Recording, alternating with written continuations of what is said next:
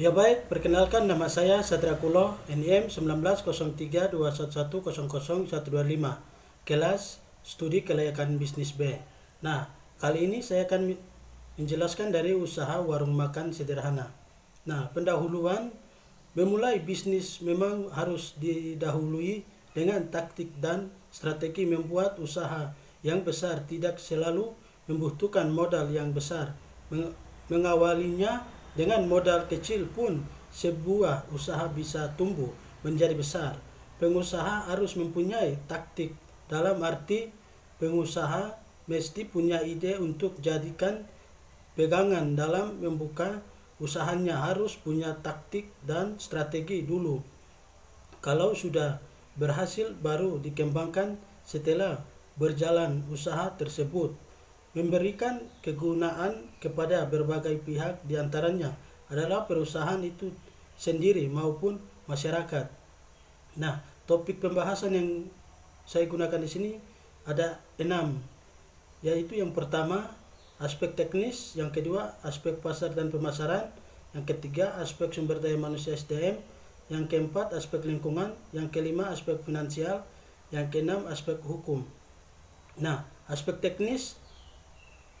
teknis terdiri dari analisis tata letak layout dan analisis mengenai lokasi usaha tersebut, perencanaan jumlah barang dan dalam membangun usaha bisnis hendaknya direncanakan dengan baik agar jumlah barang yang dibeli tidak terlalu banyak sehingga dapat meminimasi penggunaan modal usaha.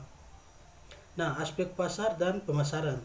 Pada dasarnya, analisis aspek pasar bertujuan antara lain untuk mengetahui berapa besar luas pasar dan pertumbuhan permintaan dari produk atau jasa yang bersangkutan. Analisis dapat dilakukan dengan cara deskriptif maupun inferensial. Jenis data yang digunakan dapat berupa kuantitatif maupun kualitatif.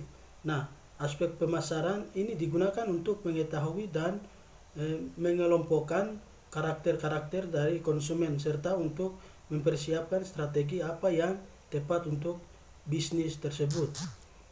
Nah, aspek sumber daya manusia SDM, jabatan yang diperlukan adalah 1 orang kapten, 2 orang koki, dan 8 orang pelayan. Suatu bisnis rumah makan tentu saja membutuhkan koki untuk menyiapkan dan memasak makanan bagi konsumen. Pelayan diperlukan untuk membantu koki dalam memasak makanan serta untuk melayani konsumen. Kapten diperlukan untuk mengawasi dan membantu kegiatan operasional rumah makan agar berjalan dengan lancar. Aspek lingkungan.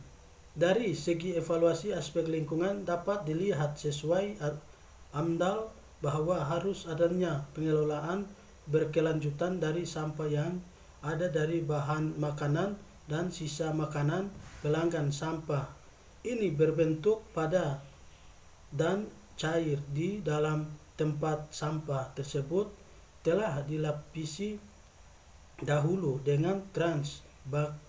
Hal ini dilakukan untuk mempermudah pada saat pengambilan sampah nantinya. Tempat sampah tersebut juga dilengkapi dengan tutup sehingga bau yang tidak sedap dari sampah tersebut dapat diminimalisasi. Nah, aspek finansial. Tahun harus kas bersih, sisa investasi. Nah, tahun 0 Rp 682.435,660 sama dengan Rp 682.435,660. Tahun 1 Rp 29.958,209 sama dengan Rp 652.477,451.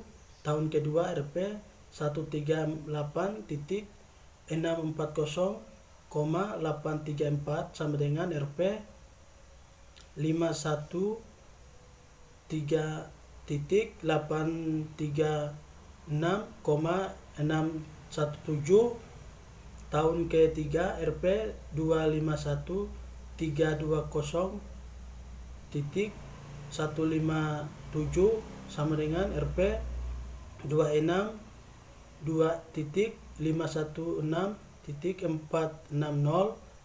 Tahun keempat RP 451.558,638 RP 189.042,417.4.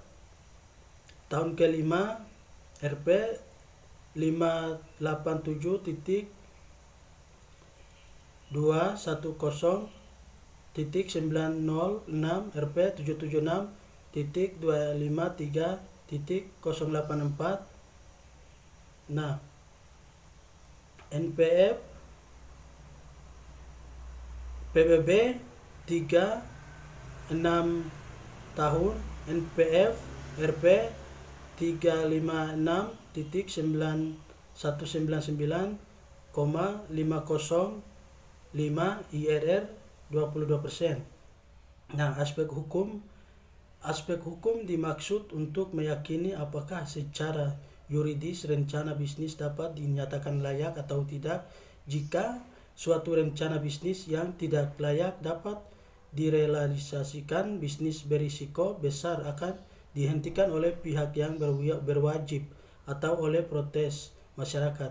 Nah, kesimpulan dari aspek teknis bisnis ini layak dijalankan karena lokasi dan alat-alat yang diperlukan untuk menjalankan bisnis ini dapat dipenuhi dengan baik. Dari aspek sumber daya manusia, bisnis ini layak dijalankan karena kemudahan dalam mendapatkan sumber daya manusianya. Berdasarkan studi kelayakan aspek hukum, bisnis ini dinyatakan layak karena kemudahan mendapatkan dokumen-dokumen serta izin-izin yang dibutuhkan dalam mendirikan rumah makan.